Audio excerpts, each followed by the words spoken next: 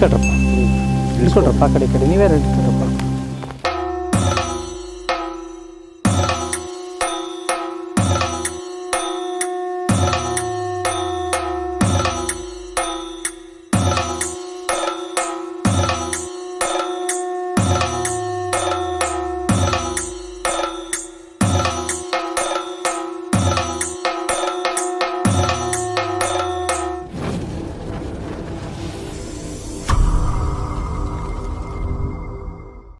Sir ನಮಸ್ಕಾರ.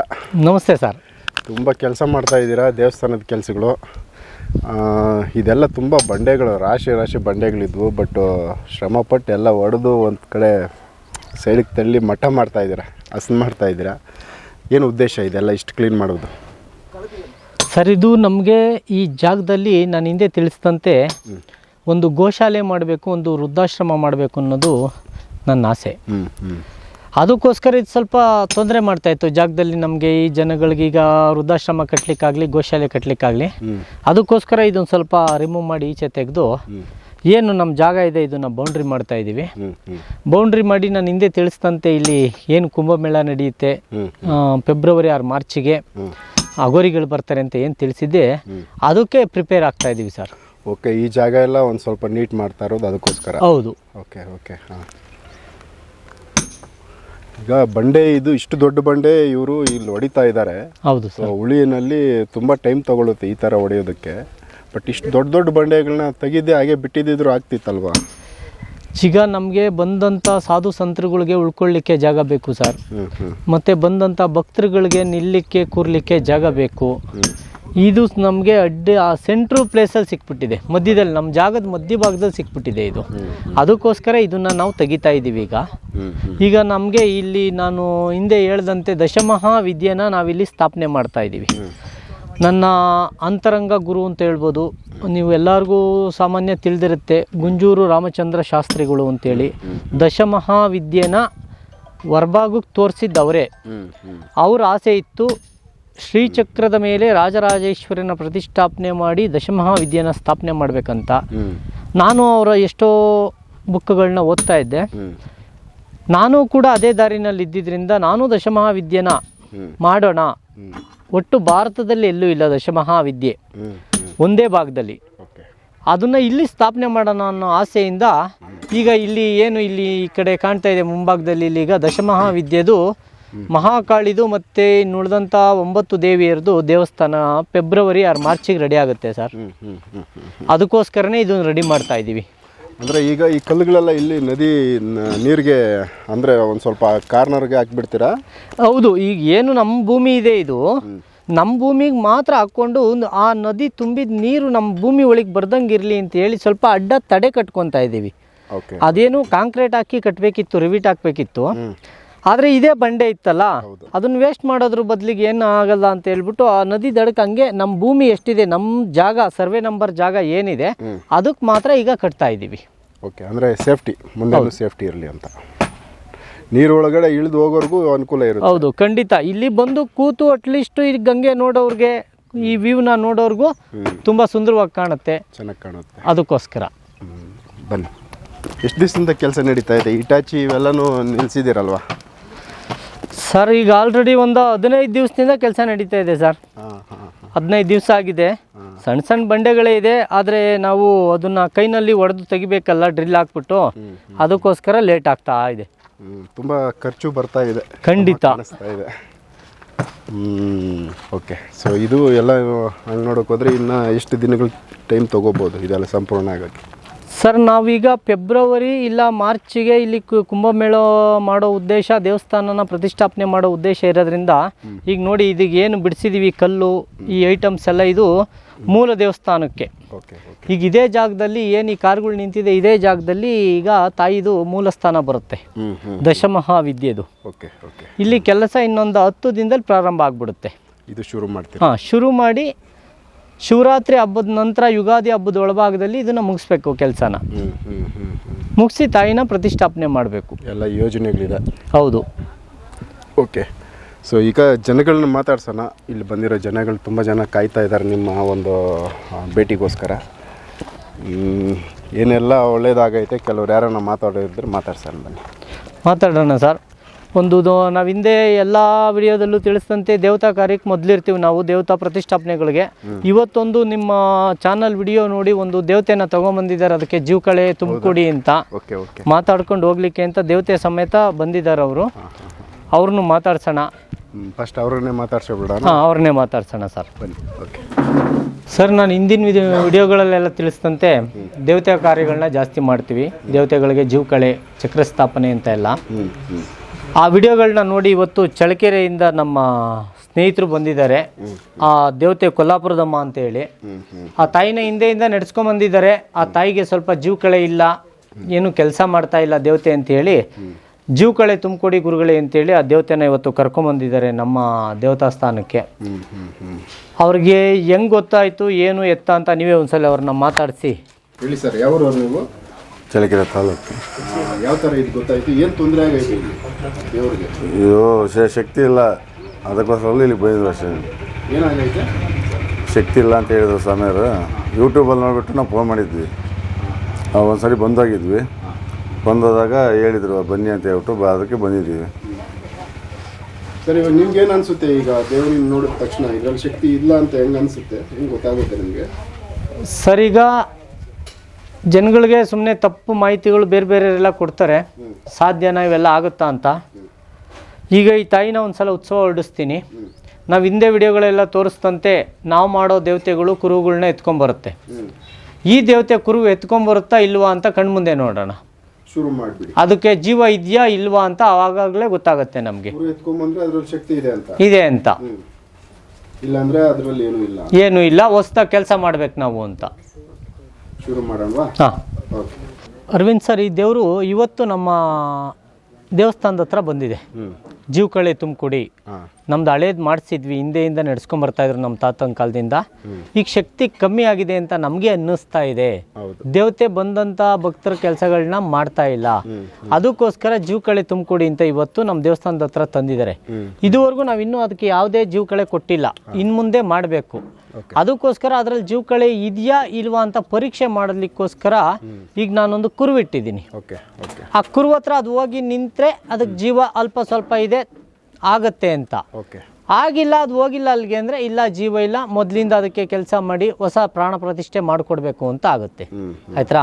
ಇದೇ ಮೊದಲು ಅವ್ರು ಬಂದಿರೋದು ದೇವತೆ ಈ ಸ್ಥಾನಕ್ಕೆ, ಇದೇ ಮೊದಲಿಗೆ ಬಂದಿರೋದು. ನಾವಿನ್ನೂ ಅದಕ್ಕೆ ಯಾವುದೇ ಅಂತ ಜೀವ ಕೊಟ್ಟಿಲ್ಲ. ನೋಡೋಣ ಒಂದ್ಸಲ. ಯಾಕೆಂದರೆ ಜನಗಳು ಏನು ತಿಳಿತಾರೆ, ಎಲ್ಲ ನಿಮ್ಮದೇ ಇರುತ್ತೆ ನೀವೇ ಮಾಡ್ತೀರಾ ಅಂತ. ನಮ್ಮ ದೇವಸ್ಥಾನಕ್ಕೆ ಸಂಬಂಧಪಟ್ಟವ್ರು ಯಾರೂ ಆ ದೇವತೆನ ಮುಟ್ತಾ ಇಲ್ಲ.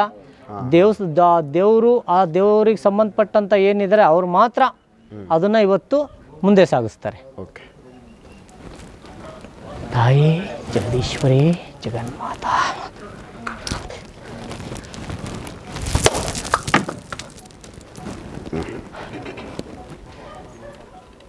ಅಲ್ಪ ಸ್ವಲ್ಪ ಜೀವ ಇದೆ ನನಗೆ, ನಿನ್ನಿಂದ ಕಾರ್ಯ ನಡಿಬೇಕು, ಇನ್ನು ಉಳಿದಿದ್ದನ್ನು ನೀನು ನಡೆಸ್ಕೊಡು ಅನ್ನೋದಾದರೆ ಅಮ್ಮ ನಿಂಬೆಹಣ್ಣು ಇಟ್ಟಿದ್ದೀನಿ ತಗೊಂಬಂದು ಕೊಡು.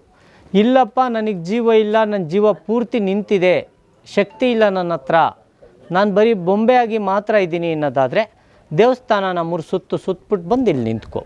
ಇಲ್ಲ ಅಲ್ಪ ಸ್ವಲ್ಪ ಇದೆ ನಾನು ತೊಗೊಂಬರ್ತೀನಿ ಅನ್ನೋದಾದರೆ ನನಗೂ ಗೊತ್ತಿಲ್ಲ, ನಮ್ಮ ಹುಡುಗರು ಯಾರೋ ಇಟ್ಟಿದ್ದಾರೆ, ಆ ಗುರ್ತಿಗೆ ಹೋಗಿ ನಿಂತ್ಕೊ ನೀನು. ಜಗನ್ಮಾತಾ.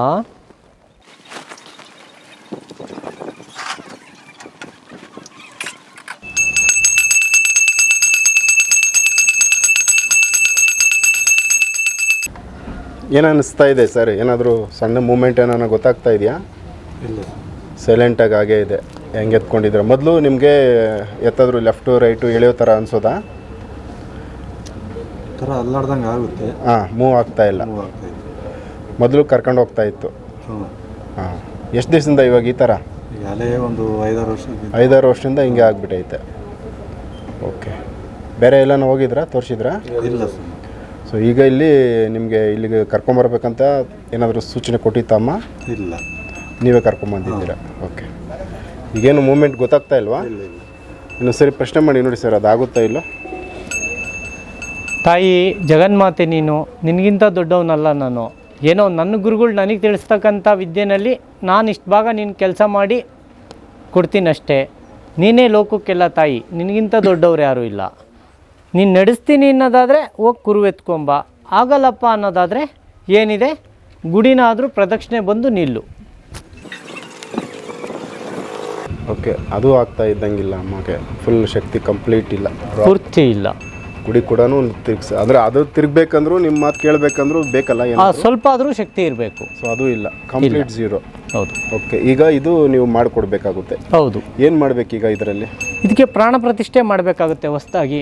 ಪ್ರಾಣ ಪ್ರತಿಷ್ಠೆ ಮಾಡಿ ಜೀವಕಳೆ ಕೊಟ್ಟು ಆ ನಂತರ ಇದಕ್ಕೆ ದೃಷ್ಟಿ ಕೊಟ್ಟ ನಂತರ ಹೊಸ ಜೀವಕಳೆ ಬರುತ್ತೆ.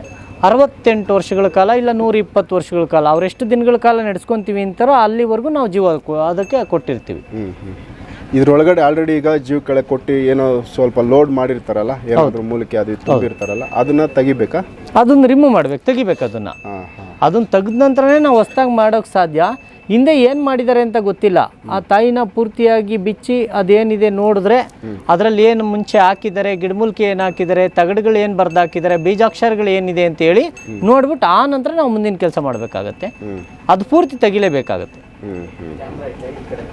ಓಕೆ, ಸೊ ಈಗ ನಿಮ್ಮ ಕೈಯಲ್ಲಿ ಏನಾದರೂ ಒಂದು ಶಕ್ತಿ ಕೊಟ್ಟು ಅಮ್ಮಗೆ ಒಂದು ಸ್ವಲ್ಪ ಮೂವ್ ಮಾಡಿಸ್ಬೋದಾ? ಮಾಡಿಸ್ಬೋದು. ಒಂದ್ಸರಿ ಟ್ರೈ ಮಾಡಿ.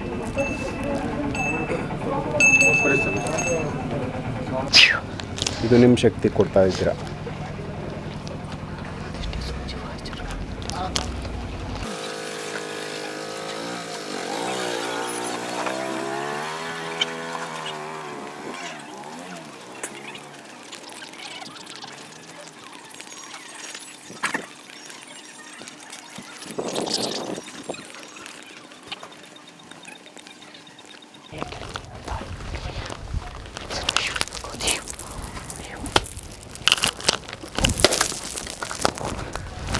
ಹೋಗಮ್ಮ, ಹೋಗ್ಬೇಕಮ್ಮ, ಹೋಗಮ್ಮ, ಮುಂದಕ್ಕೆ ಬಾ, ಹಿಂದಕ್ಕೆ ಬೇಡ, ಹರಿ ಮುಂದಕ್ಕೆ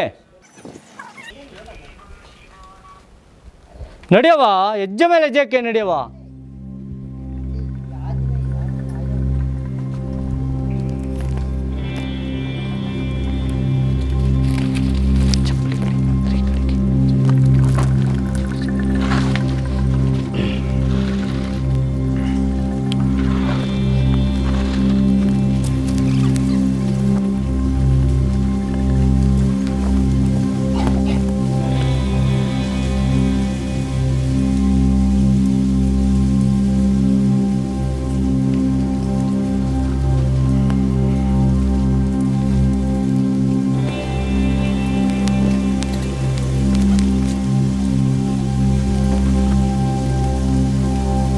ಇಟ್ಕೊಟ್ರಪ್ಪ, ಇಟ್ಕೊಟ್ರಪ್ಪ, ಆ ಕಡೆ ಈ ಕಡೆ ನೀವೇ ಇಟ್ಕೊಟ್ರಪ್ಪ. ಇಳಿಸ್ಬಿಡಿ.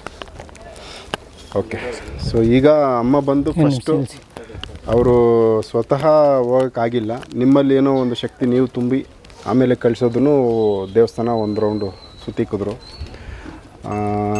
ಯಾವ ಥರದ್ದು ಒಂದು ಶಕ್ತಿ ತಕ್ಷಣಕ್ಕೋಸ್ಕರ ತುಂಬಿರೋದಾ? ಇದು ಶಕ್ತಿ ಬಂದು ಬರೀ ಈಗ ಚೆಕ್ ಮಾಡೋಕ್ಕೆ ಮಾತ್ರನಾ? ಇದು ಹಿಂಗೆ ಇರುತ್ತಾ? ಇದು ಮಂತ್ರ ಸಾಧನೆ ಮಾಡಿದವ್ರಿಗೆ ಮಾತ್ರ ಗೊತ್ತಿರುತ್ತೆ. ಯಂತ್ರಸಿದ್ಧಿ, ಮಂತ್ರಸಿದ್ಧಿ, ತಂತ್ರಸಿದ್ಧಿಗಳು ಅಂತ ಹೇಳ್ತೀವಿ. ಮಂತ್ರಸಿದ್ಧಿ ಯಾರು ಮಾಡಿರ್ತಾರೆ ಅವ್ರಿಗೆ ಯಾರ ಮೇಲಾದರೂ ದೇವತೆನ ಆಹ್ವಾನ ಮಾಡಿ ಅವ್ರಿಗೆ ಆ ರೇಖೆ ಇದ್ದರೆ ಮಾತ್ರ ಕೇಳ್ಬೋದು, ನನ್ನ ಮೇಲೆ ಕರೆಸು, ನನ್ನ ಮೇಲೆ ಕರೆಸು. ಎಲ್ಲರ ಮೇಲೂ ಬರೋಕ್ಕೆ ಸಾಧ್ಯ ಇಲ್ಲ. ಎಲ್ಲರೂ ಪಂಡಿತರು ರಾಜಣ್ಣ ಆಗೋಕ್ಕೆ ಸಾಧ್ಯ ಇಲ್ಲ, ಎಲ್ಲರೂ ಅರವಿಂದ ದಾಸರ್ ಆಗೋಕ್ಕೆ ಸಾಧ್ಯ ಇಲ್ಲ. ಯಾರ್ಗ ರೇಖೆ ಇರುತ್ತೆ, ಯಾರ್ಗ ಯೋಗ ಇದೆ, ಅವ್ರ ಮೇಲೆ ಖಂಡಿತ ಕರೆಸ್ಬೋದು. ನಾವು ಈ ಮಂತ್ರಶಕ್ತಿನ ದೇವತೆ ಆಹ್ವಾನೆಗೋಸ್ಕರ ಹಾಕ್ತೀವಿ. ಓಕೆ, ಈಗ ನಾನು ಪ್ರಯೋಗ ಮಾಡಿದ ಮಂತ್ರಶಕ್ತಿ ದೇವತೆನ ಆಹ್ವಾನ ಮಾಡಲಿಕ್ಕೆ ಮಾಡುವಂಥ ಮಂತ್ರಶಕ್ತಿ. ಇದು ಬರೀ ಮಂತ್ರವಿದ್ಯೆ ಮಾತ್ರ. ಇದು ಕೆಲವು ನಿಮಿಷಗಳು ಮಾತ್ರ ಇದಿರುತ್ತೆ. ತಕ್ಷಣಕ್ಕೆ ತಾಯಿ ಬಂದು ಇಲ್ಲೊಂದು ಅದು ಒಂದು ನಿಮಿಷ ನಿಂತು ಅದು ಹೋಗೋ ಥರ ಮಾಡೋದಿದು. ಓಕೆ, ಆ ತಾಯಿನ ಆಹ್ವಾನ ಮಾಡ್ತೀವಿ. ಬಾ ತಾಯಿ, ಬಾ, ಇಳಿದು ಬಾ ಅಂತೇಳಿ ಕರೆದು ಆ ತಾಯಿನ ಅಲ್ಲಿಗೆ ಪ್ರವೇಶ ಮಾಡಿಸಿರ್ತೀವಿ. ಸರ್, ನೀವು ಬನ್ನಿ, ನೀವು ಒತ್ಕೊಂಡಿದ್ರಲ್ಲ ಆಗಲೇ, ನೀವು ಎತ್ಕೊಂಡಿದ್ದಾಗ ನಿಮ್ಗೇನು ಮೂಮೆಂಟ್ ಗೊತ್ತಾಗ್ತಾ ಇಲ್ಲ ಅಂತ ಇಲ್ಲ, ಆಮೇಲೆ ಒತ್ಕೊಂಡು ಒಂದು ರೌಂಡ್ ಬಂದ್ರಿ. ಯಾವ ಥರ ತಾಯಿ ಎಳ್ಕೊಂಡು ಹೋದ್ರ? ಹೆಂಗೆ ಹೇಳ್ಕೊಂಡು ಹೋದ್ರು? ಯಾವ ಥರ ಅನಿಸ್ತು? ಸುಮ್ಮನೆ ಎಳ್ದಂಗೆ ಆಗ್ತಿತ್ತು. ಹಾಂ, ಹೌದು. ಮೊದಲು ಹಂಗಾಗಿಲ್ಲ? ಇಲ್ಲ. ಇವಾಗ ಯಾರೋ ಒಬ್ಬರು ನಿಮ್ಮನ್ನು ಕರ್ಕೊಂಡು ಹೋದಂಗೆ ಅನಿಸಿದೆ. ಹೌದೌದು. ಏನು ಅನಿಸ್ತು ನಿಮ್ಗೆ? ಇದರಲ್ಲಿ ಏನೋ ಒಂದು ಶಕ್ತಿ ಇಲ್ಲಿ ತುಂಬಿದ್ರು ಅಂತ ಅನಿಸ್ತಾ? ಹೌದು. ಏನು ಹೇಳಿ, ಏನು ಯಾವ ಥರ ಅನುಭವ ನಿಮ್ಗೆ ಬಂತು? ಏನಿಲ್ಲ, ಒತ್ಕೊಂಡಾಗ ಒಂಥರ ಹೇಳ್ಕೊಡೋದಂಗೆ ಆಯಿತು. ಹಾಂ, ಹೌದು. ದೇವಸ್ಥಾನ ಸುತ್ತಿಕ್ಕೋದು ತಾಯಿನೇ ಕರ್ಕೊಂಡು ಹೋಗಿ? ಹೌದೌದು. ಹಾಂ, ಓಕೆ. ಒಂದು ಅನುಭವ ಬಂತು, ಏನೋ ಒಂದು ಇಲ್ಲ ಆಯಿತು ಅಂತ. ಓಕೆ. ಒಂದೊಂದು ಅವ್ರಿಗೆ ಫಸ್ಟ್ ಟೈಮ್ ಎಳ್ದಿರೋದು ಆ ಥರ. ಹೌದಾ? ಯಾಕಂದರೆ ಮಗ ಪೂಜೆ ಮಾಡ್ತಿರೋದು, ಮಗ ಬೆಂಗಳೂರಾಗಿದ್ದಾನೆ, ಡೈಮ್ ಮುಗಿಸ್ತಾರೆ, ಬರೋಕ್ಕಾಗಿಲ್ಲ. ಒಂದು ಕನಿಷ್ಠ ಒಂದು 30 ವರ್ಷದಿಂದ ಪೂಜೆ ಮಾಡ್ತಿದ್ದಾರೆ. ಫಸ್ಟ್ ಟೈಮ್ ಇವತ್ತು ಆ ತಾಯಿ ಹೇಳ್ಕೊಂಡಿರೋದು ನಮ್ಮ ಗುರುಗಳ ದೇವಸ್ಥಾನದವರಿಗೆ. ಓಕೆ. ಇದೊಂದು ತಕ್ಷಣಕ್ಕೆ ಮತ್ತು ಈಗ ಇದು ಕೆಲಸ ನೀವು ಮಾಡ್ಕೊಡೋಕ್ಕೆ ಎಷ್ಟು ದಿವಸ ಬೇಕು? ನನಗೆ ಒಂದು 8ರಿಂದ 10 ದಿವಸ ಆದರೂ ಬೇಕಾಗುತ್ತೆ. ಯಾಕೆಂದರೆ 3 ದಿವಸ ಬರೀಲಿಕ್ಕೆ ಬೇಕಾಗುತ್ತೆ. ನನಗೆ ಯಂತ್ರಗಳನ್ನ ಬರೀಲಿಕ್ಕೆ 100 ಬೀಜಾಕ್ಷರಗಳನ್ನ ಬರೀಬೇಕು. 3 ದಿವಸಗಳ ಕಾಲ ಅದಕ್ಕೆ ಚಕ್ರ ಸ್ಥಾಪನೆ ಬರೀಲಿಕ್ಕೆ ಟೈಮ್ ತೊಗೊಳುತ್ತೆ. ಅದಾದ ನಂತರ ಗಿಡಮೂಲಿಕೆಗಳನ್ನ ಕಿತ್ತು ಕೆಲವೊಂದು ಇಟ್ಟಿರ್ತೀವಿ, ಕೆಲವೊಂದು ಆ ಕ್ಷಣಕ್ಕೂ ಕಿತ್ತರುವಂಥ ವಸ್ತುಗಳಿರುತ್ತೆ. ತಂದು ಒಂದು 10ರಿಂದ 12 ದಿವಸ ಸಮಯ ತೊಗೊಳುತ್ತೆ ನಮಗೆ. ಅದಾದಮೇಲೆ ಮೊದಲು ಯಾವ ಥರ ಇತ್ತು ಅದೇ ಥರ ರೆಡಿ ಆಗುತ್ತೆ? ಖಂಡಿತ ಆಗುತ್ತೆ.